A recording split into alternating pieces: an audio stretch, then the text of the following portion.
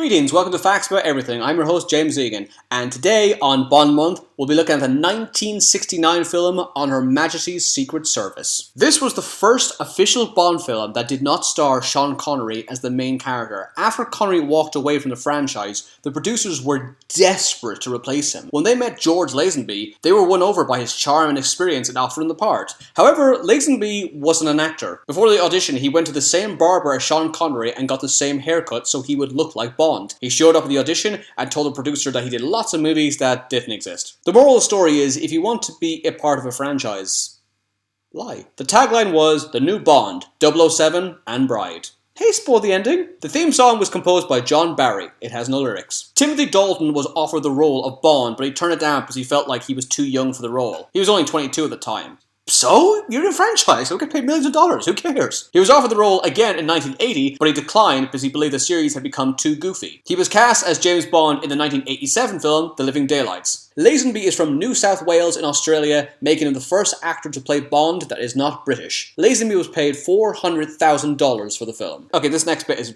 pretty confusing. Although Blofeld's in this film, played by a different actor, he doesn't seem to recognize James Bond. This is because the Bond films were not in the same order as the books. The Spectre book trilogy is Thunderball, On Her Majesty's Secret Service, and Then You Only Live Twice. However, the second and third story were switched for the films, so Blofeld seems to be meeting Bond in the film for the first time. Blofeld is played by Telly Savalas. He is best known for playing the title character in a TV series, Kojak. Savalas replaced Donald Pleasence as Blofeld because the producers believed Pleasence wouldn't be able to perform the physical demands of the role. In fact, I only just realized right now, no one's ever played Blofeld in these movies more than once. This is the only Bond film where James Bond drops to his knee during the gun barrel sequence at the beginning. And why does he drop to his knee? As a clue to the audience that he'll be getting married at the end, because you crouch down when you propose. Sounds like a really clever idea. Except it's ruined, because the bloody tagline tells you that he's going to get married. Hey, secret!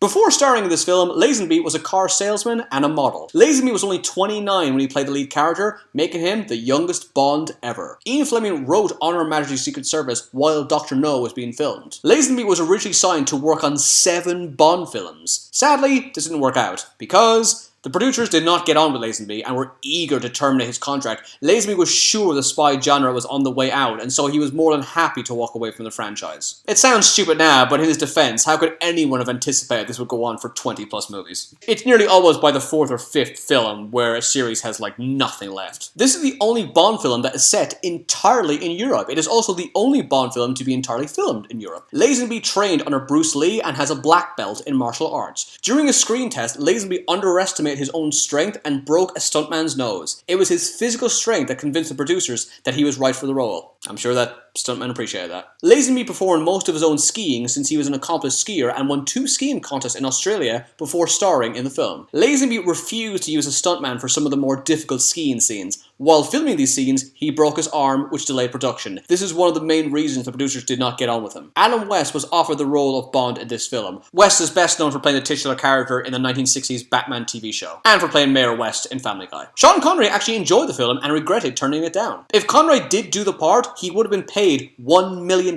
up front. At the time, this fee was unheard of. The producers were worried that audience members would be confused by Bond being played by another actor. As a result, they considered adding in an explanation that Bond had to undergo plastic surgery because his old face was too well known by foreign spies and terrorists. I'm sure the audience would have been fine because you changed Q, didn't you? Nobody cared. This is Christopher Nolan's favourite Bond film. In the first scene, Bond says, "This never happened to the other fella," when he fails to seduce a girl. This is an obvious reference to the fact that the character has changed actors. This is the first film in the series to show Bond crying. Diana Rigg plays Tracy. She is best known for playing the lead character, Emma Peel, in the 1965 TV series The Avengers. Not that one.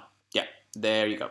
That's the one. Bond's wife, Tracy, is killed in the final scene. It's not a spoiler, it came out 52 years ago. If Lazenby agreed to star in the sequel, the film would end with the two getting married and Tracy dying in the prologue of the sequel. This is the most faithful adaptation of an Ian Fleming novel. In China, the film was called 007 Seize the Snow Mountain Castle. China like using seized in their titles. In Japan, the film was called The Queen's 007. The first line of the novel is, "It was one of those Septembers where it seemed that the summer would never end." The final line in the novel reads, The young patrolman took a last scared look at the motionless couple, hurried over to his motorcycle, picked up the hand microphone, and began talking urgently to the rescue headquarters. And finally, while preparing for the avalanche scene, an avalanche naturally occurred. Special thanks to these fine people for all their help. Be sure to subscribe to Facts About Everything. Follow me on Twitter for updates on upcoming videos. Check out my Facebook page to let me know what subjects you want me to talk about in the future. Thanks for watching. See you again.